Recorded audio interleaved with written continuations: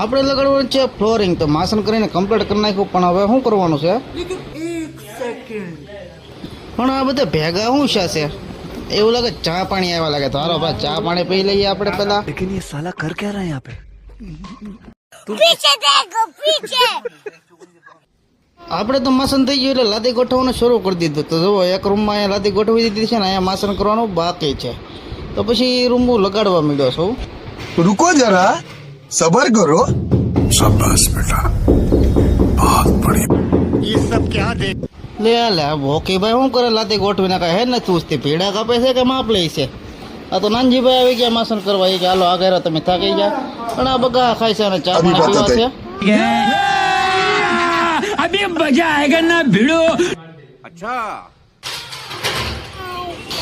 ચા પાણી પીને આપણે તો લાગી જાય કામે. તો જો ફટાફટ લાદી મારવા માંડ્યા ને રૂમ કરી નાખ્યો કમ્પ્લેટ.